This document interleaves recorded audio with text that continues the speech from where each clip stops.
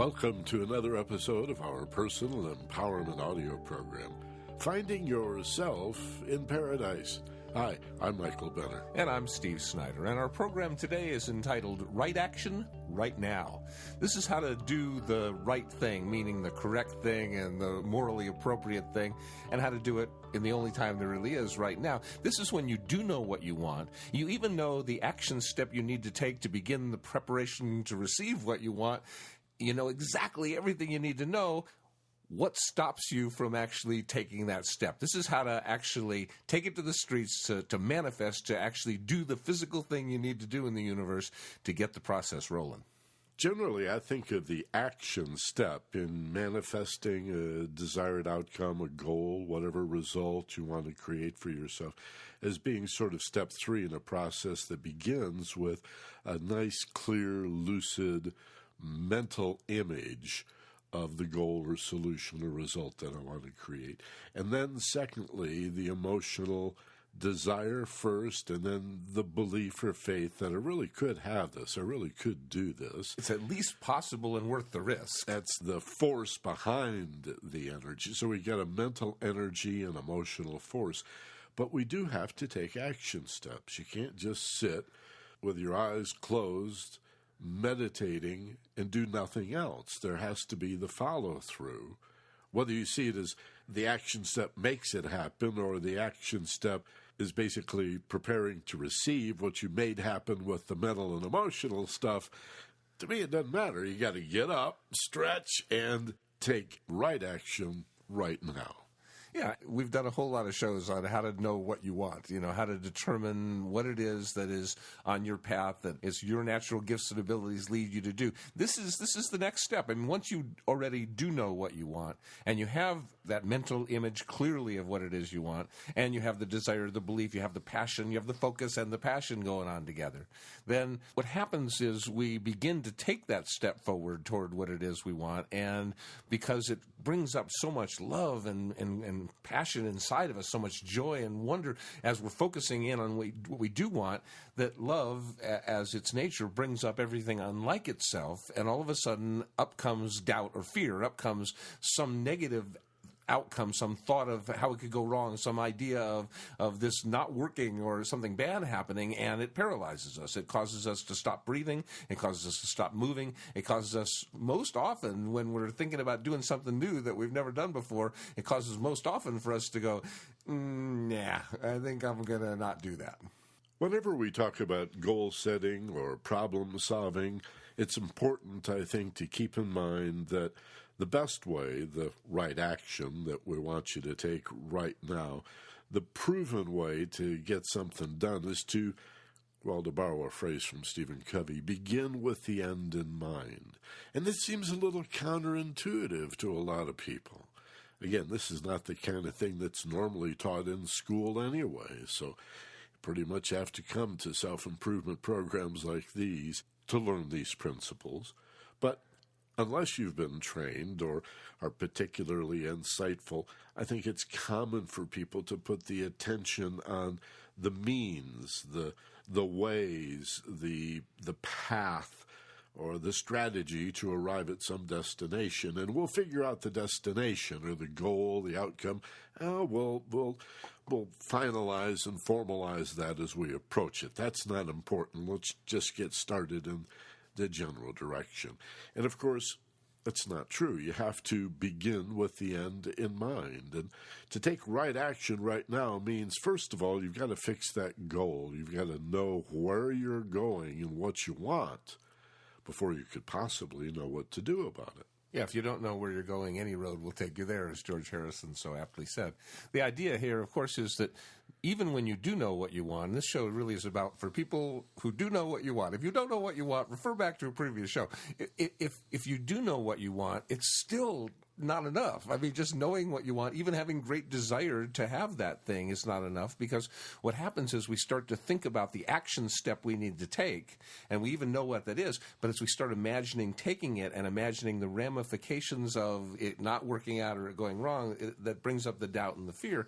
That's the problem, that we we focus on taking the step instead of continuing to focus on the outcome. We need to basically continue to focus on the result we want, on the goal, on the bullseye, on the outcome, keep our focus there, and trust our own natural, instinctual, intuitive beingness, our gifts, talents, and abilities to do the step right. If we're trying to think about doing the step, we mess up the step. Somebody once said to Yogi Berra, "What do you think about when you hit the baseball?" And Yogi said, "I can't think and hit the baseball at the same time."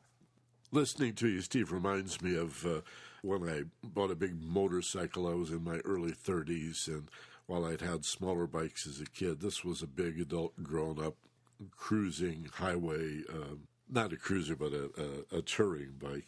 And because I hadn't ridden a motorcycle or bicycle or wasn't really into skateboarding or anything, this was new to me, this phenomena of looking too close to the front of the motorcycle and oversteering. And here I am weaving on down the road. Now, in a car or a truck or some such four-wheeled vehicle, it doesn't matter so much, but people who ski or rollerblade, skateboard, they know exactly what I'm talking about. Motorcycle people. Bicycle people, you go where you look. And you have to look down the road most of the time. In fact, even in the mountains, when you're in the canyons, if you look across the canyon at the farthest point, even though you're not looking down the road, you're looking across the canyon at where the road curves around to, your brain does this amazing math and finds the perfect line, and your body just falls right into that.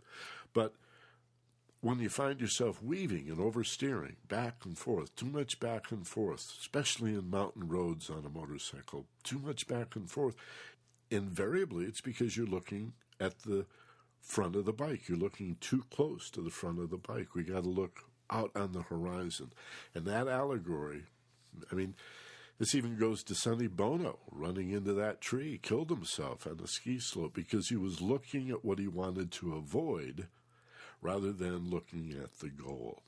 And that's what paralyzes people, I think, is that they look at what they want to avoid, that they imagine taking the step and something bad's going to happen if they take that step, some negative ramification, and that's what they fixate on, that's what they focus on, so they inevitably don't even take any step at all.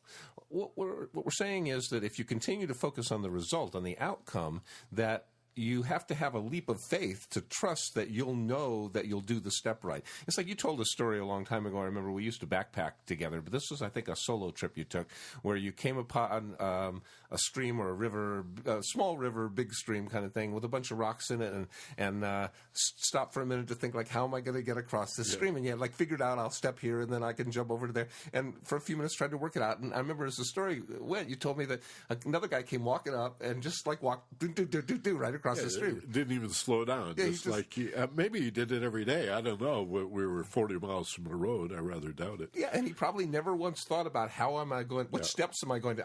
I'm seeing myself on the other side of that river, and I'm just going to walk across the damn river. You know, and that's where we fail to take action. We fail to take action because instead of imagining the goal, the outcome, the reward for taking that action, we imagine taking the action, thinking about the action and what could go right or what could go wrong instead of thinking about the outcome of the action. It's so challenging sometimes to trust yourself to know that you'll do what needs to be done as long as you continue to focus on the outcome. This is what we're built for, right? Is taking action and being successful, provided you've done the mental and emotional work leading up to the action step. Now, we talk so much about the mind science and the emotional intelligence that it's about time, the right time, right now, to do a program about action steps and about the outcome or the result. I'm thinking of a story about a millipede. And another insect says to the millipede, how do you do it? How do you walk with all of those legs? I mean, it's just, there may not be a million, but you've got a lot of legs. That's just amazing. And the millipede says, I don't know. I never thought about it. And never walked again. Trying to figure out how to take the next step. Yeah. From that point on, it was totally paralyzed. I remember in junior high school, I saw a kid psych out another kid in a bowling class saying, "So, well, which foot do you start with?" The guy, I don't know which one. And it messes you up. Thinking about what you're doing often messes you up. Now, it seems counterintuitive. It seems, wait a minute, now, unless I really pay attention to what I'm doing, then I'm going to do it wrong. Most of the time when you're driving a car, you're not really paying attention to what you're doing, and you're doing it absolutely right. Almost all the time you're walking, you're not paying attention to how you're doing, and you're doing it perfectly right. In fact, if you stumble, you'll with agility come out of that stumble, with grace, because your autopilot knows how to do it right. And that's where the leap takes place. That's where, when it comes time to, okay, now I know exactly what to do. Now I'm going to do it.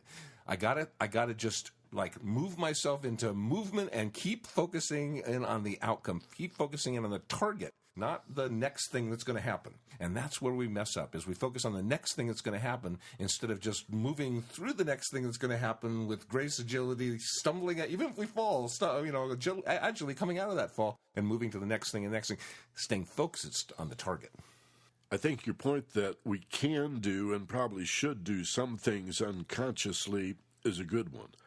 It begs the question, however, what parts do we do unconsciously, and what parts of our lives should we gently hold that awareness and that focus and that clarity?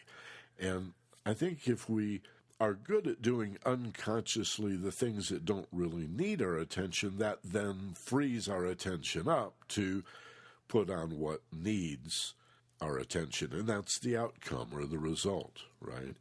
In other words, there's a rather popular model on the self-development, self-improvement circuit. I don't know, frankly, who gets credit for it anymore, but I've heard it a couple of times, where there are things in our lives that we can do unconsciously and do just fine.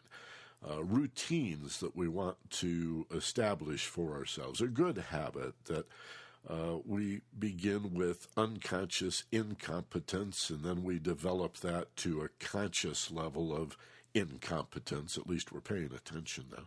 And then we step up, number 3, to a conscious competence. We're pretty good at it and still paying attention to it. And the supreme part of the model is the unconscious competence, where you're so good at it you don't even need to pay attention to it. Now, for brushing your teeth, or for remembering to buckle up your seat belt, or for how to maintain balance on an icy sidewalk in the winter or drive in the rain or whatever. Some of these things we can do rather automatically and by rote. And then there are other times that need our full attention.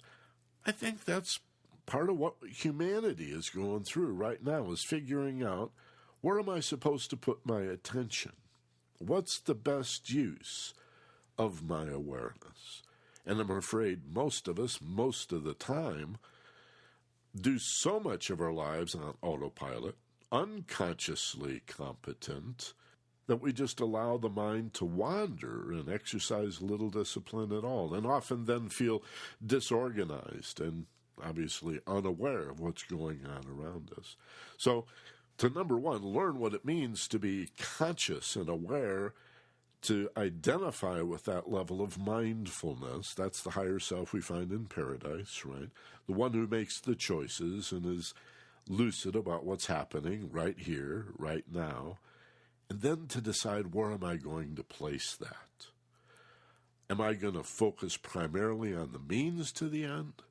Or am I going to focus on the end, aware of the means as they unfold, but I've still got to keep my eye again on the horizon? Yeah, and again, that's where it breaks down for most people in terms of actually taking the right action right now.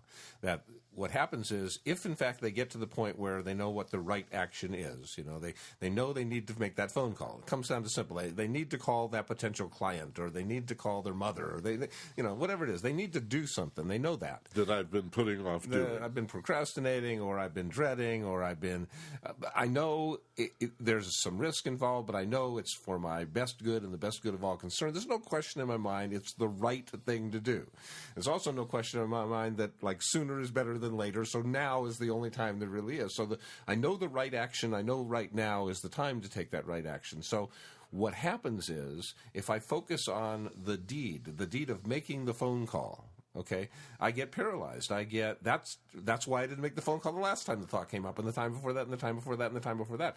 If I focus instead on the goal, which is having this phone call done, having this connection made, having this communication handled, having this thing, if I focus on the target, if I focus on the board already broken, as a martial arts expert would do, then it becomes much, much easier to do. Do I have to worry about, am I going to do this call right or wrong? Well, if that's what I'm worrying about, then probably wrong is how I'm going to do the call. What I need to be concerned with, but focused on, is the outcome I want to create. And my mind, which is, we've used the metaphor of a cybernetic system, it'll adjust, it'll go down, it'll go left, it'll go right, it'll do what it needs to do to keep honing in on that target if I keep my mind on the target. Let's say, Steve, you and I are on one side of a wide, strong, fast, powerful river with a little motorboat, and we want to get to the boathouse that's directly across the width of the river, right opposite us. And I say, Steve, you ready to go? And we jump in the boat and we start the little motor, and you say, Michael, you better point upstream because of the current.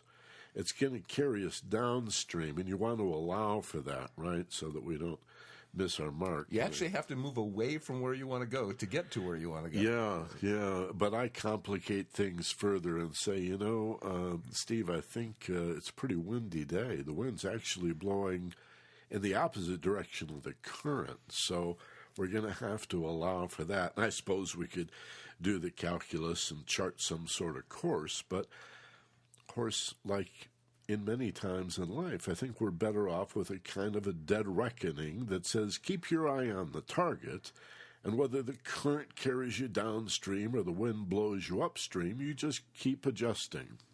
Right. You just keep adjusting for it. If you hold your eye on the target and you don't quit, how could you fail? Right, but if you put your eye right in front of the boat and think about the adjustments you're making, then you're going to wobble all over the place, that's how you fail. That's right. Yeah. You end up way downstream not knowing where you are. Right, because the shortest distance between 2 points in that case is not a straight line. It's a line of zigzags, and you can't change the wind, but you can adjust your sails, and that's what it comes down to. But you can only adjust your sails if you keep your eye on the horizon, on the target that you're aiming for.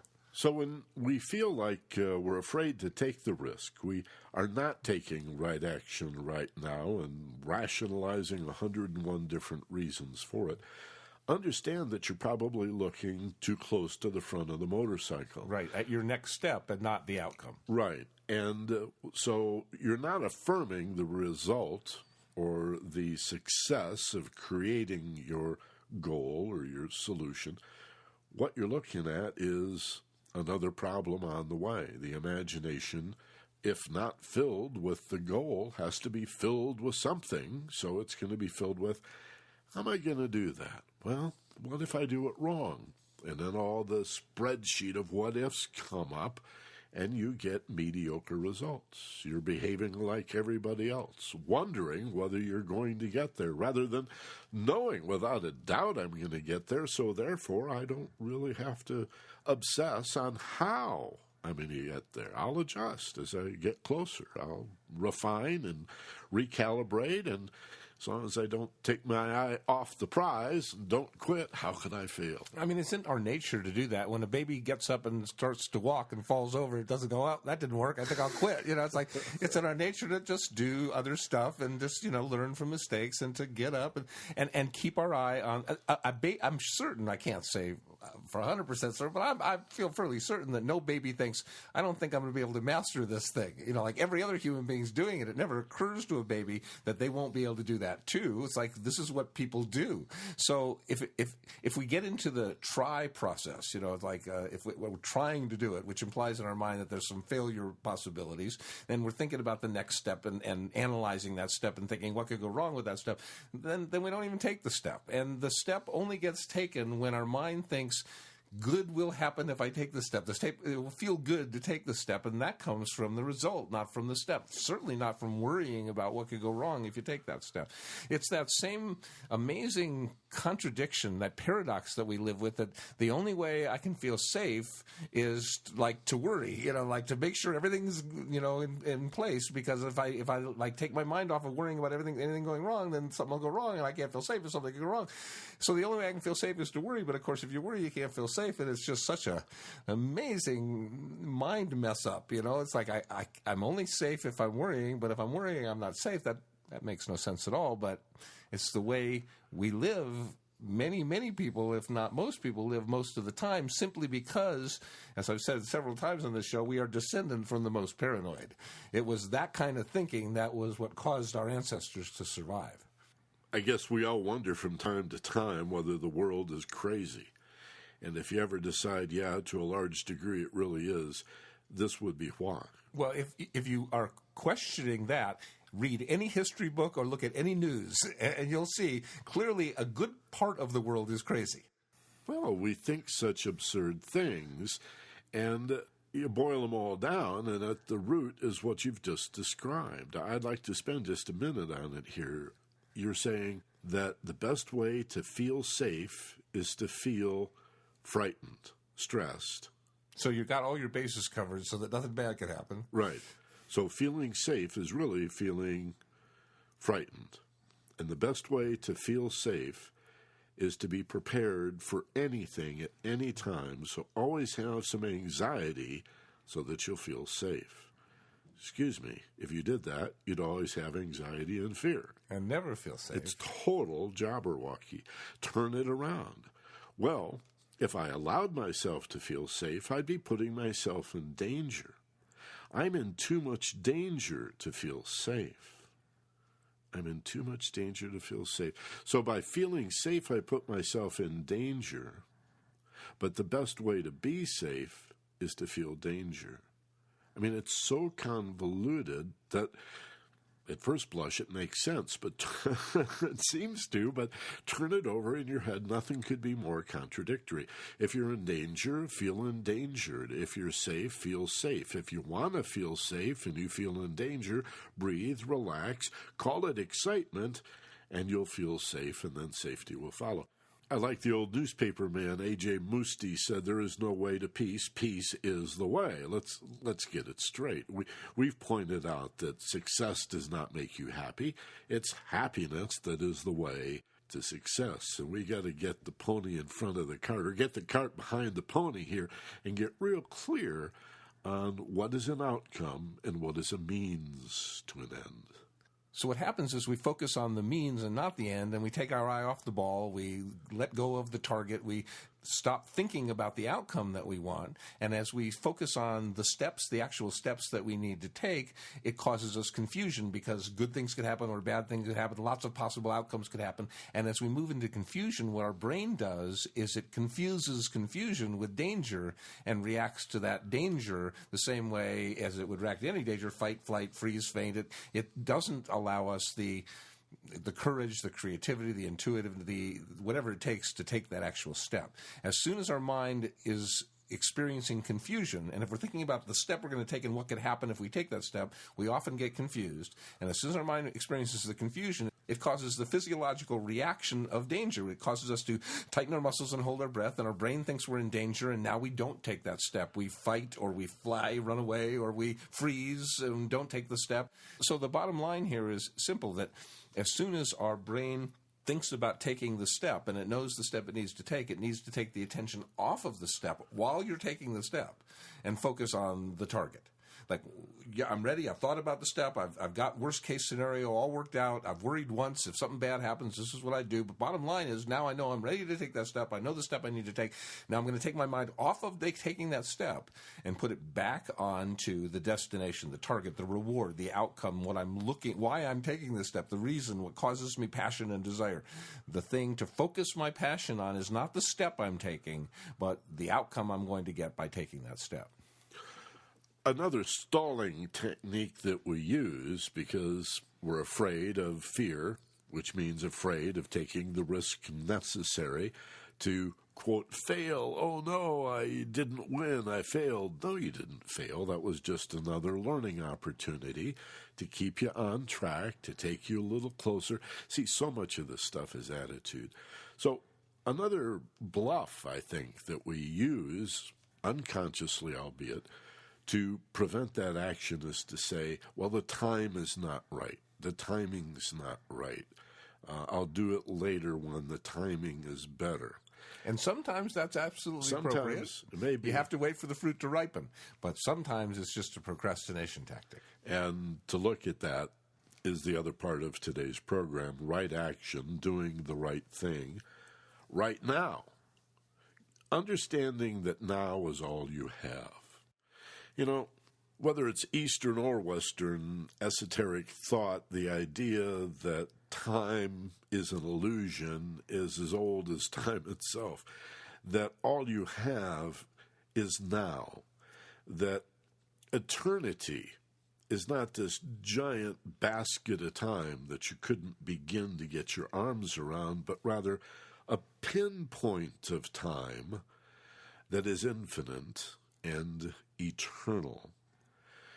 In other words, time has a rhythm. As Steve just said, it has an ebb and a flow, and timing can be a factor.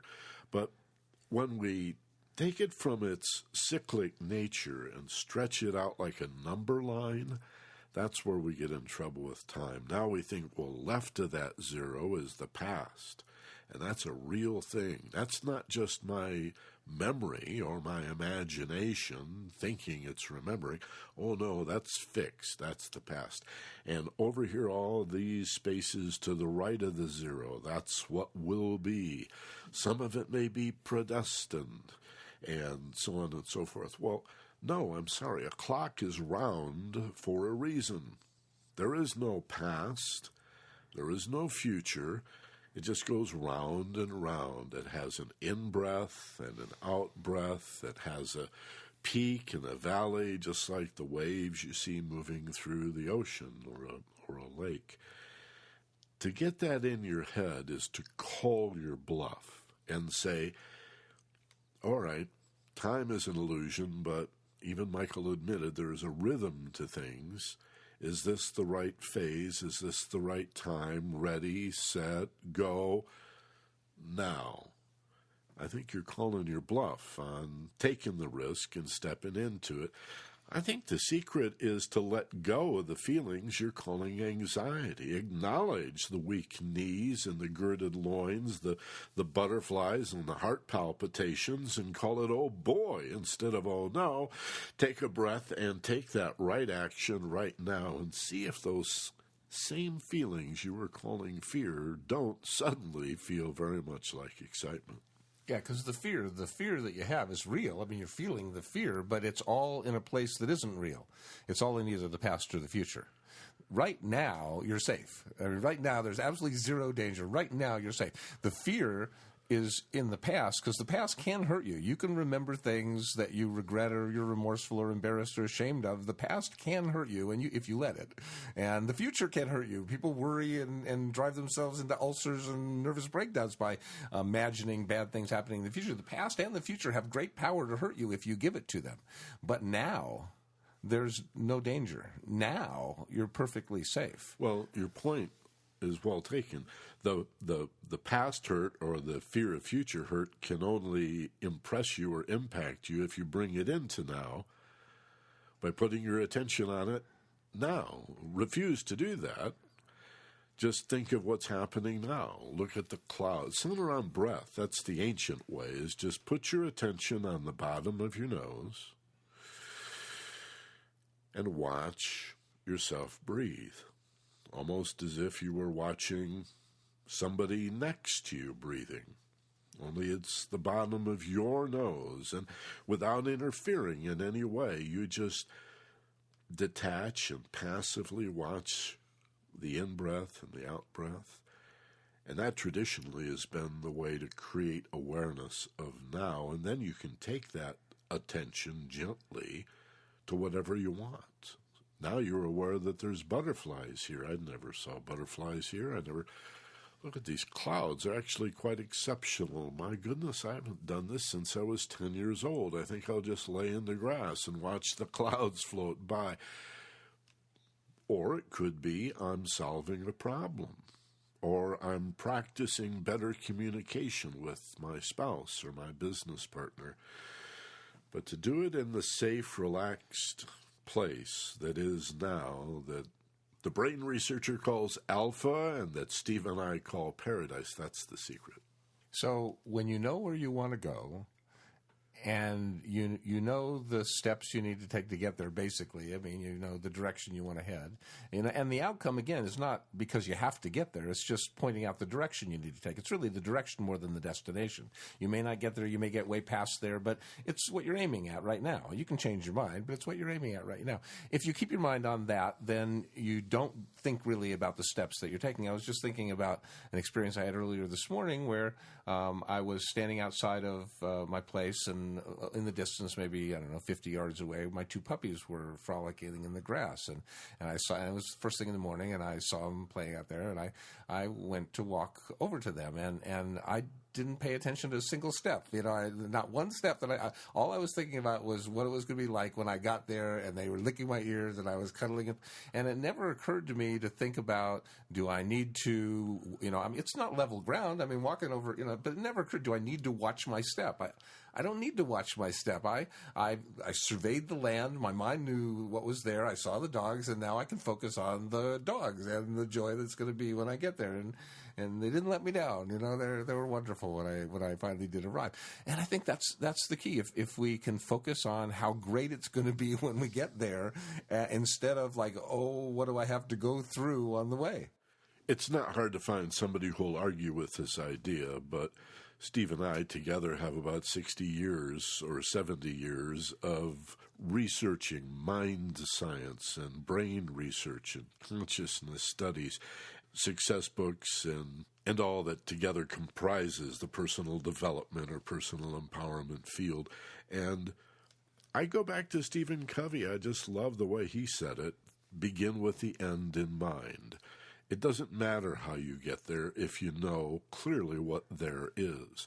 But what most of us do is focus on the path, and we figure, well, the destination, I'll figure that out as I get a little bit closer. And then you find out you never get what you want.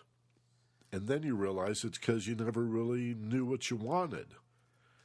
And then you realize that you're doing that in a lot of areas in your life. You're just sort of settling for what you stumble upon because you're only looking one or two steps ahead. You need to decide, where am I headed, right? Imagine crossing the plains in a Conestoga wagon 100 and some years ago in the United States, and you see the mountains in the distance, and you've heard about this pass or that pass, and then you see it on the horizon. Does it matter that you have to take a detour here, or that you have to ford the stream way downstream and then work your way back? No, because you can see the pass. There's no substitute for that. I don't care how well you think you know the trail. If you don't have a destination in mind, what difference does it make?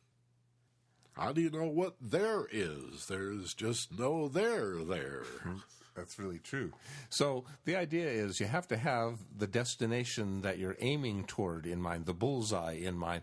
But understand, you don't begin the journey only if you're certain you can get there. It doesn't really matter most whether you get there. What matters most is that you move toward there, that you begin the journey and are moving in the direction of your passion, of your love, of what you want to create. It's like you always aim at the best possible outcome. You don't always achieve the best. I mean, every Olympic athlete imagines the gold medal. Not everyone wins the gold medal, but you certainly wouldn't imagine winning the silver medal. So you're aiming at the best possible outcome, and you're moving in that direction. And it doesn't really matter whether or not you get there. I mean, it matters that you continue to move toward what you want. And if you change your mind, you just begin moving toward what you now want. But understand, by being attached to that outcome, you're limiting the universe from giving you something even better than that. or something that appears at first glance to be worse than that, but actually contains within it the lesson you need to learn so that you can really appreciate what you do want. So again, it's focus on the outcome that you want to create, but not because you have to get there, but because you need a bullseye to be aiming at, and it's your milestone. It's the destination you're aiming toward, and your life is about now, enjoying the ride now, enjoying the ride now. 25 years or so ago, Steve and I did a workshop with another friend where we laid this out in 3 steps. Check it out, feel it out, act it out. It really corresponds to the mental, the emotional, and the action steps that we're talking about today. That's the act it out, right action, right now. So how do you know that this is a good time? Well, first you check it out, and then you feel it out. Check it out simply means, do you have a clear, specific goal in mind? Do you know what you want? Would you recognize the result if somebody showed it to you? Can you be clear and detailed and specific? You shooting for the broad side of the barn, or are you going to put some little concentric circles on it? As Steve said, put a bullseye on your target. Number 1, check it out. Feel it out is the emotional part. This is the desire and the belief, the expectation and the enthusiasm. This is where the emotion, the energy in motion, or the force drives the energy of the thought. So number 1, the check it out would be the energy. Number 2, the feel it out is the force behind it. So now I've got the will, and now I've got the faith and the belief and the emotional, oh boy. That's all you need.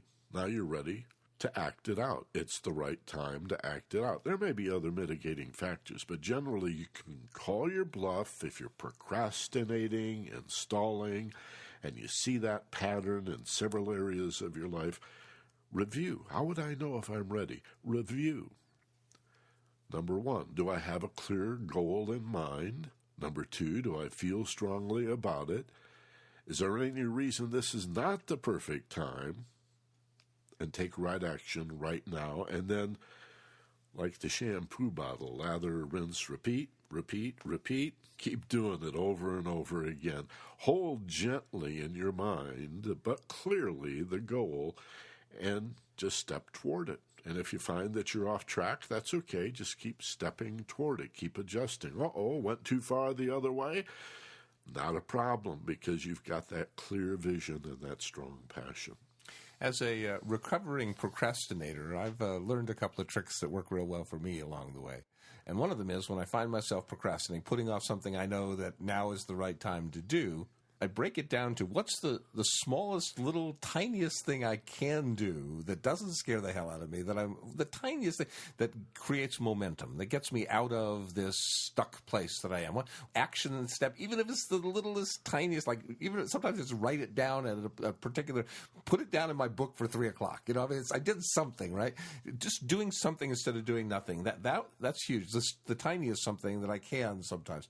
And then the other thing is, I learned this much later in my life, but it works real well, is always giving myself a second chance. That is, if I think, okay, I'm going to do it, and then I go, nah, I don't drop it right there. I go, wait a minute, I had a chance to do it. I'm going to give myself a second chance. Am I really going to, am I going to drop this, or am I going to actually, and sometimes I go, nah, but I at least always give myself a second chance. And sometimes I jump on that second chance and realize, wait a minute, now the reason I didn't do it the first time is because I habit, or the reason I did it the first time is because I was focusing in on the step and what it could happen instead of the target. Now, wait a minute, I know I need to focus on the target. Now am I ready? Yeah, okay. And sometimes I do take that step. Not all the time, but sometimes I do. The second part we talked about, the feel it out, has to be positive. Again, there's no reward associated with self-criticism and internal loathing and reminding yourself through some internal mantra how inadequate you are and stupid, and hearing your parents or some other critic from your childhood repeating, we always told you you'd never amount to anything. You entertain those thoughts, you become that reality.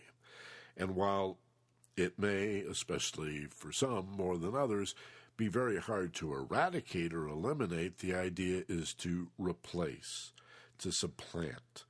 if you try to say to yourself, I will not think these negative thoughts, I'm tired of these negative thoughts, bad thoughts, go away. They're silly. Nothing's going to happen except you're fixating on the very thing you're trying not to think about. So supplant the negative with the positive. Say some positive stuff. And you can always find something positive to say about yourself.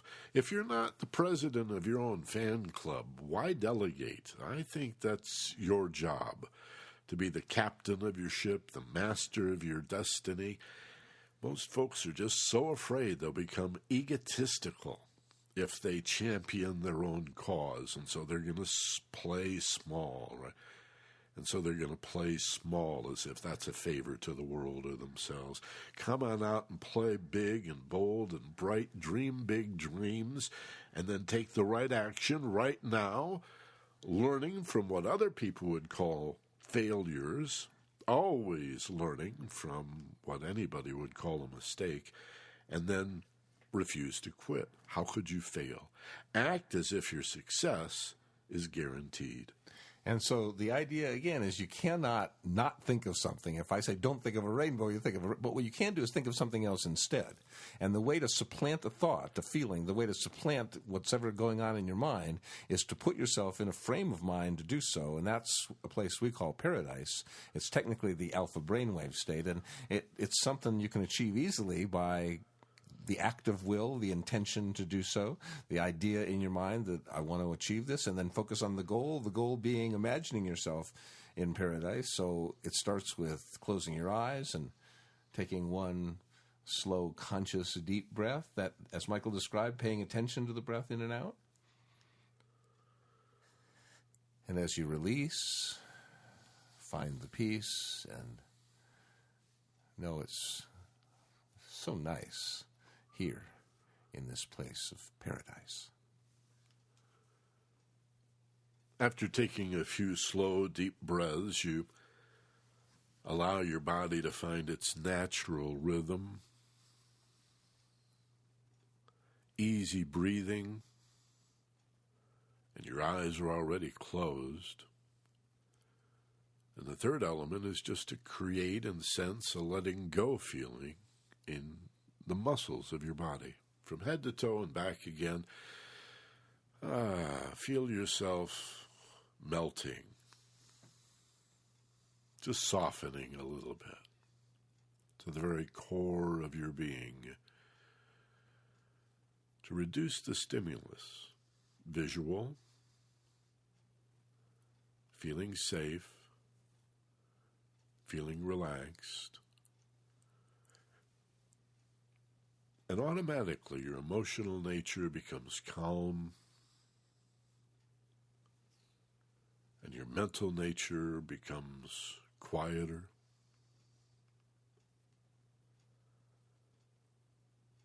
And your attention is much more easily focused. Concentration, focus, attention is a relaxation skill. A matter of allowing more than any effort. Nothing you try to do, but permit yourself to naturally feel safe and relaxed. Right action, right now. Focused on the intention and amazed by the experience of disbelief suspension. All that thought that, oh, I could never, or it just couldn't come to be. All those thoughts released, gone eternally. And you focus on the outcome, the results that you want to create, and you just take that action step, and you do it, and it feels great, because you're allowing your natural ability to know just what to do. You're allowing that natural ability to come rolling right on through. And you focus on the outcome. You focus on the place that you are moving toward, and you'll find what happens inside is this gift, this talent to just know how to ride, just to know how to go, just to know how to be, just to know what to do. It just comes, it's set free by your focus on the outcome, on the intention of what you wish to create. Know that you have the power to get there. And don't wait. Instead of hesitate, initiate.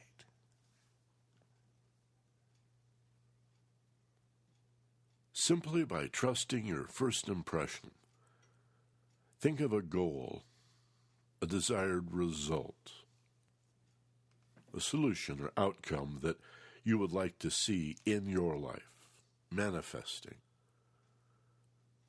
Whatever it might be, could be career or job related, might be more about school or relationships, or could be your health, anything at all that is a goal, a solution, a result. And see it now as if you've already got it. In your mind's eye, that is, with your ability to dream, to imagine, to make stuff up, just create and sense maybe a picture, maybe a sound, maybe voices assuring you, informing you, maybe just a feeling in your body or a combination of all those awarenesses that you've already got this goal or solution. And some part of your mind, of course, will answer back and say, no, that's not true. Not yet, anyway. You're just making it up. To which you respond silently and internally, the feeling I'm making it up is exactly the right feeling.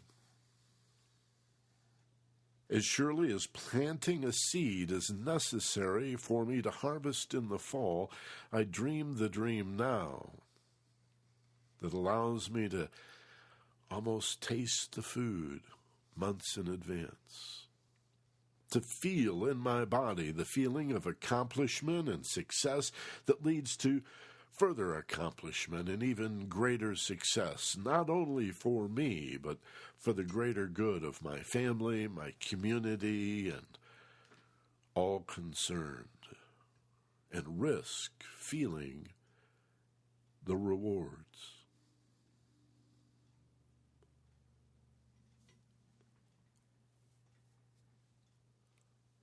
Why wait for the solution or the goal, the result to manifest before allowing yourself to feel the wonderful feelings that go with it? Turn it around and use the feelings as an attraction, as if they were magnetic, to bring together, to help coalesce, to motivate you. And some might even say, to cause the universe to conspire to support you, provided your images are positive and life-affirming.